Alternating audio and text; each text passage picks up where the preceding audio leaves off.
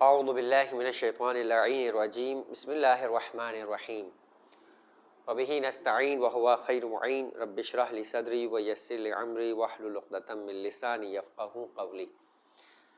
سامعین کرام، درس فقہ کے سلسلے میں غصب کے احکام آپ کی خدمت میں پیش کیے جا رہے تھے۔ یعنی اگر انسان کسی دوسرے انسان کا مال اس کی اجازت کے بغیر اپنے تصرف میں لے آئے تو اسے غصب کہتے ہیں، اور ایسی صورت کے اندر بغیر مالک کے کسی بھی طرح کا اس میں تصرف کرنا جائز نہیں ہے۔ اس کی کئی مثالیں اور کئی طرح کے احکام آپ کی خدمت میں پیش کیے گئے۔ گفتگو اس مقام پر آ کر ہماری پہنچی تھی کہ اگر مغصوب یعنی جس کا مال غصب کیا گیا ہے، ایک سے زیادہ افراد نے اس طرح سے غصب کیا ہو کہ مثلا کسی نے غصب کیا اور پھر اس سے کسی اور نے غصب کر لیا، تو مالک کس سے تقاضا کر سکتا ہے؟ شرعی طور پر مالک کو اجازت ہے کہ وہ دونوں میں سے جس سے چاہے تقاضا کرے اور پورا مال جو ہے وہ اسے اپنا وصول کرے، اور اگر تلف ہو گیا ہے تو اس کا عوض جو ہے وہ اسے وصول کرے۔ اس کے بعد آج کی جو گفتگو ہے اور جس کے ساتھ غصب کا یہ احکام کا چیپٹر جو ہے وہ مکمل ہو جائے گا، دو مسائل آخر میں باقی ہے، مگر ان دو مسائل کو آپ کی خدمت میں پیش کرنے کے لیے کاروبار کے جو مسائل ہے اس سلسلے کے اندر ابتدا کے اندر بالکل آغا سیستانی نے اپنی توضیح میں امام جعفر صادق علیہ السلام کی ایک حدیث کو بھی نقل کیا، سمجھانے کے لیے کہ ایک تاجر کے لیے مناسب یہ ہے کہ جب بھی اپنے کام کا آغاز کرے، کسی بھی چیز کا تاجر ہو، کسی بھی چیز کی خرید و فروخت کرنا چاہے، اپنے پیشے سے متعلق مسائل کو سیکھے اور پھر کام کو شروع کرے، جس کے لیے روایت بھی ہے کہ الفقہ ثم المتجر، کہ پہلے قوانین فقہی کو سیکھو اور پھر تجارت گاہ میں بیٹھو۔ لہٰذا وہ مشہور واقعہ بھی ہے کہ امیر المومنین نے بازار کوفہ کے اندر مچھلی فروش کو جو بغیر چھلکے کی مچھلی کو بیچ رہا تھا مسلمانوں کے بازار میں، گویا حرام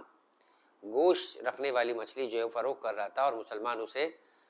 اس بنا کے اوپر کہ یہ حلال بیچ رہا ہے اس سے خرید کے کھا رہے تھے یا لے رہے تھے، تو امیر المومنین نے اس کی توبیخ کی، اسے سزا دی، اور جب اس نے کہا کہ میں نہیں جانتا تھا تو پھر اس کے بعد اپنی ناراضگی کا اظہار کیا کہ تمہیں پہلے جاننا چاہیے اور پھر اس کے بعد تجارت گاہ میں آ کر بیٹھنا چاہیے۔ وہیں پر چھٹے امام کی بھی روایت ہے کہ جو شخص خرید و فروخت کرنا چاہتا ہو اس کے لیے ضروری ہے کہ ان کے احکام کو سیکھے، اور اگر ان احکام کو سیکھنے سے پہلے خرید و فروخت کرے گا تو باطل یا مشتبہ معاملات میں گرفتار ہو جائے گا، یعنی یا تو وہ صریحاً باطل ہوگا یا اس میں شبہ ہوگا کہ ہو سکتا ہے کہ یہ بیچنا حلال نہ ہو، کیونکہ مسائل نہیں جانتا،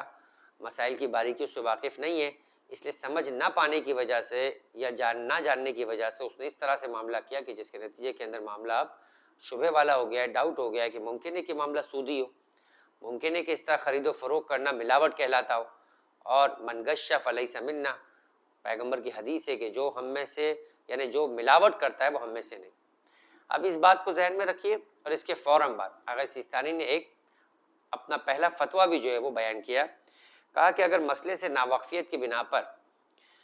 اگر کوئی یہ نہیں جانتا ہے کہ میرا معاملہ صحیح ہے یا غلط، معاملہ انجام دیا، ہو سکتا ہے صحیح ہو سکتا ہے غلط، مسائل نہیں سیکھے، اب نہیں معلوم، قرض کے اوپر ایک چیز کو اٹھایا اور زیادہ قیمت کے اوپر جو ہے وہ اس کا معاملہ طے ہوا، اب یہ سودی بھی ہو سکتا ہے اور صرف خرید و فروخت ادھار پہ لینے والا معاملہ بھی ہو سکتا ہے، جیسے آج کل ہمارے یہاں پر بہت ساری چیزیں انسٹالمنٹ کے اوپر، لیزنگ کے اوپر لی جا رہی ہے، دی جا رہی ہے، تو ان مسائل کو اگر انسان نہیں جانتا ہے تو اس بات کا امکان ہے کہ معاملہ سودی ہو جائے، معاملہ باطل ہو جائے، اور اس بات کا بھی امکان ہے کہ معاملہ بالکل درست ہو، کوئی حرج نہ ہو، بلا وجہ جو ہے وہ کوئی فرد نہ جاننے کی وجہ سے اسے حرام میں مبتلا ہونے کا اس پر الزام لگا رہا ہو۔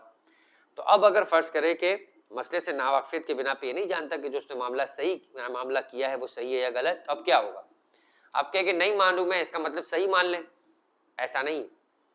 چونکہ امکان ہے اس بات کا کہ معاملہ باطل بھی ہو سکتا ہے،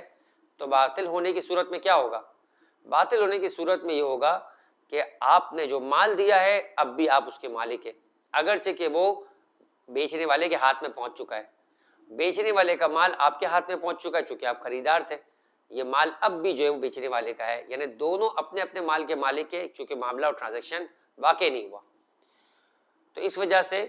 اگر یہ دونوں اپنے اپنے مال کے مالک ہے تو اس کا مطلب یہ ہے کہ جو دونوں کے پاس ایک دوسرے کا مال آ گیا ہے اب اس میں ان کا تصرف جائز نہیں ہے، اور اگر یہ جانتے ہوئے تصرف کرے گا تو غاصب ہے، اور نہ جانتے ہوئے تصرف کرنے کے اعتبار سے کہ نہیں معلوم کہ معاملہ صحیح ہوا یا نہیں تو امکان ہے کہ غصب ہو جائے اور امکان ہے کہ غصب نہ ہو، تو ایسی صورت میں کیا ہوگا؟ وہیں پر آغا سستانی نے فرمایا تھا کہ اس مسئلے کا ایک حل تو یہ ہے کہ بے نہیں ہوئی، بے باطل ہے، دونوں ایک دوسرے کے لیے اگر راضی ہو جاتے ہیں کہ ٹھیک ہے میرا مال تمہارے پاس آیا، میں اجازت دیتا ہوں کہ تم تصرف کرو، تمہارا مال میرے پاس آیا، تم مجھے اجازت دو کہ میں تصرف کروں، اسے کہتے ہیں صلح، مصالحت۔ یہ بائنگ اور سیلنگ نہیں ہوئی، کیونکہ بائنگ اور سیلنگ امکان ہے کہ باطل ہو، اس چیز کی خرید و فروخت ہی صحیح نہیں ہو، شرائط میں سے کوئی بھی شرط مثلاً طے نہ پائی ہو، مکمل نہ ہوئی ہو، جس کی وجہ سے ایسا ہو رہا ہے۔ یہی چیز فرماتے ہیں آغا سیستانی غصب کے مسئلے کے اندر، مسئلہ نمبر 2525 2525 کہ جس چیز کو بیچا جائے اگر اس معاملے کی شرطوں میں سے کوئی ایک شرط موجود نہ ہو، مثلاً جس چیز کی خرید و فروخت وزن کر کے کرنی چاہیے وہ وزنی والی چیز ہے، ٹھیک ہے، ایک ہوتا ہے کہ چیز کی جس کے اندر آپ وزن نہیں کرتے، دیکھ کر سودا کرتے، لیکن کچھ چیزیں کہ جس کا سودا وزن سے ہوا جاتا ہے، مثلاً گیہوں ہے وزن کے اعتبار سے جو ہے وہ اس کا سودا ہوگا، جو ہے وزن کے اعتبار سے سودا ہوگا، چاول ہے وزن کے اعتبار سے ہوگا۔ کچھ چیزوں میں ملکوں میں اختلاف ہے، شہروں میں اختلاف ہے، ایریے میں اختلاف ہے، انڈے ہمارے یہاں پر گن کر بیچے جاتے ہیں، مثلا ایران کے اندر تول کر بیچے جاتے ہیں، تو جس علاقے میں جو طریقہ کار رائج ہے اس کے مطابق اگر اس چیز کو وزن کر کے دینا تھا اور بغیر وزن کے بیچ دیا گیا، شریعت اس معاملے کو باطل قرار دیتی ہے۔ آپ یہ نہیں کہہ سکتے کہ بیچنے والے کی مرضی ہے، نہیں، شریعت نے یہ رول بنایا ہے کہ اسے وزن کر کے ہی بیچا جائے گا، اور آپ نے بغیر وزن کے دے دیا، اب کیا ہوگا؟ کہا یہ معاملہ باطل ہے، اس معاملے کو شریعت ایکسیپٹ نہیں کرے گی۔ معاملہ باطل ہے کہ مطلب کیا ہے کہ اگر آپ نے یہ چاول کی بوری خریدی ہے تو آپ اس کے مالک نہیں ہیں، مالک اب بھی وہی ہے کہ جو بیچنے والا ہے، دکانداری مالک ہے،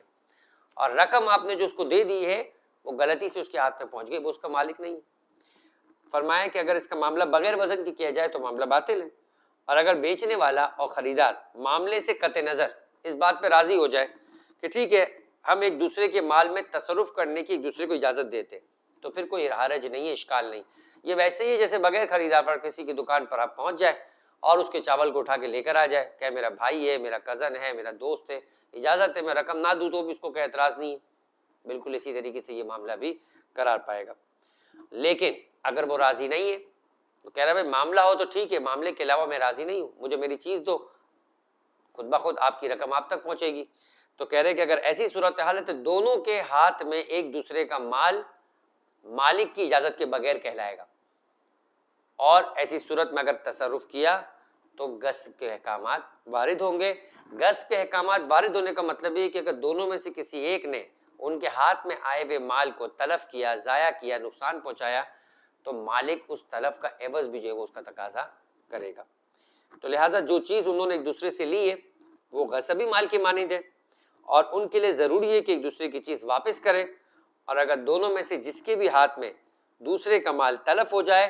تو خواہ اسے معلوم نہ ہو کہ میرا معاملہ باطل تھا، بعد میں معلوم ہوا تو فرمایا کہ معاملہ باطل تھا، 5 مہینے بعد بھی معلوم ہوگا تو یہ ٹرانزیکشن وائڈ ہے،